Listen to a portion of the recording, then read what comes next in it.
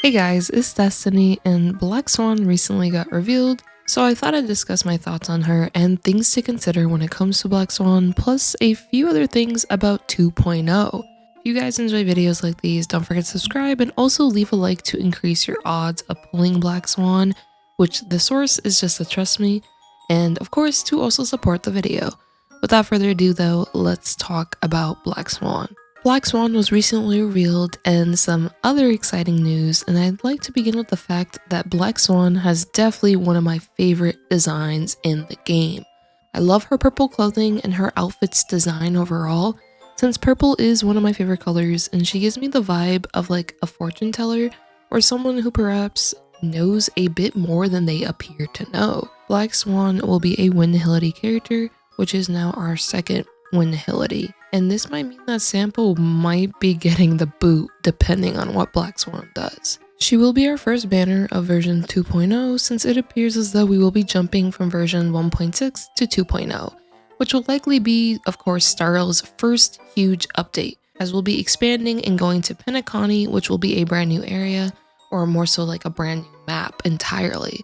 So this now makes the decision of who to honestly pick really interesting, as we'll be getting Ruan Mei, Dr. Ratio, and Xueyi, and then afterwards Black Swan, based on how, typically speaking, when they drip market, the first character they drip market will be the first banner in the newest following update, so Black Swan appears to be the first banner of 2.0. Based on their designs though, which ones are you guys most interested in?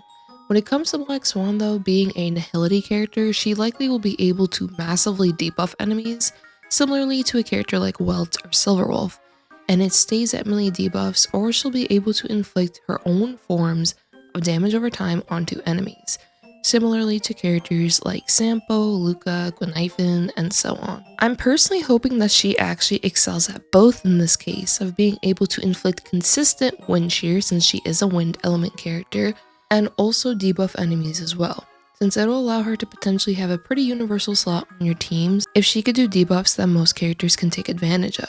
To further explain what I mean by this, a character like Sampo is typically speaking used on damage over time teams, primarily rather than a hyper carry Zila team, for example, and we mainly see him on Kafka oriented teams, while characters like Silverwolf can be pretty universal on practically all teams, including Kafka teams, because of the debuffs she's able to do. I wouldn't mind if Black Swan was a bit more niche, but her potential having the possibility to do both in an evened out way, but a powerful way as well, would make her an incredibly valuable character for many accounts.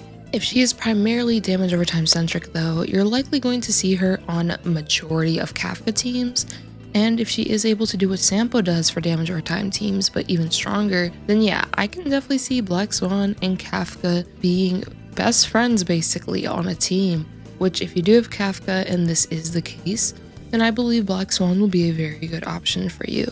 If she does end up being on the more universal side of things, like I mentioned a little bit earlier, she might end up being a Silverwolf in the sense where her debuffs are so valuable that you can put her on practically any team and she'll be able to benefit the team.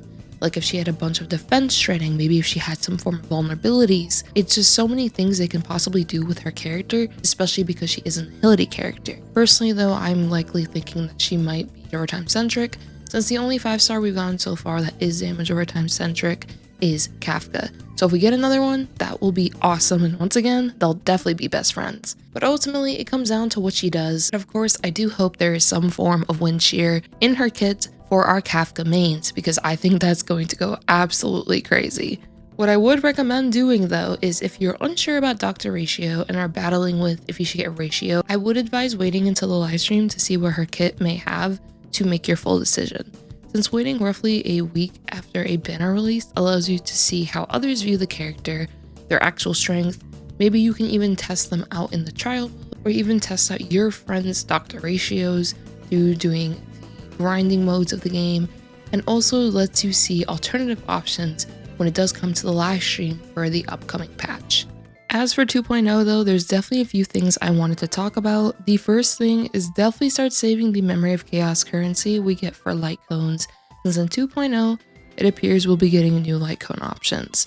While we aren't too sure what they do yet, I would definitely save your currency so that you can have the option of getting these new light cones, and potentially superimpose them depending on what they do. This will be pretty nice as our current Memory of Chaos icons are definitely valuable on certain characters, so I'm sure the new ones will also be very nice to pick up. There will also be new materials coming in the game as well, which will include new trace and new light cone materials, and there will also be new Calyx stages in Penacony. So it's very likely our 2.0 characters will require a bunch of new materials in order to ascend their traces, the new light cones, level ups, and so on. In 2.0, there will also be auto enhancement features for relics, so if you want to go, for example, +3 to +6 on your relics, it'll be way easier to do so. And level up your relics way faster from how it's worded, which is always nice for quality of life features. They also plan to optimize the filter feature more for a relic. One cool feature is excluding stats that you don't want in the filter, which can make searching for your ideal relic pieces way easier.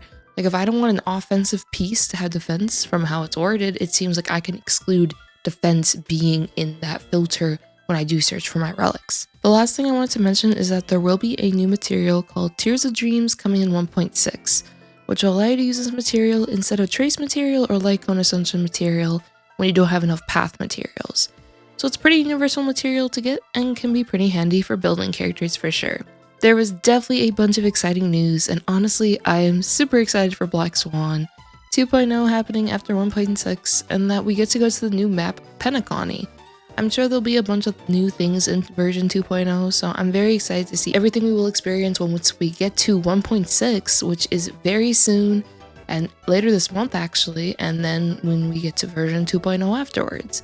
I'd love to know though, what do you all think? Are you guys excited for Black Swan? And what do you think she'll be able to provide for teams? Is there any features you would like Star Rail to add? I feel like we just got a bunch of good quality of life benefits coming soon, but I'd love to know what you guys think would be a very nice addition. If I had to pick one I would want, I'd personally love relic loadouts so I can quickly swap between relics on different characters.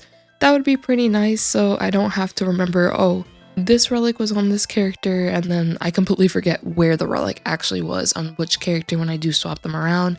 So it'd just be nice to keep things more organized. But I've rambled on enough. I hope you all enjoyed this video, and if you did, make sure to subscribe, hit the like button to support the video, and I hope all of you have a great one like always. Peace.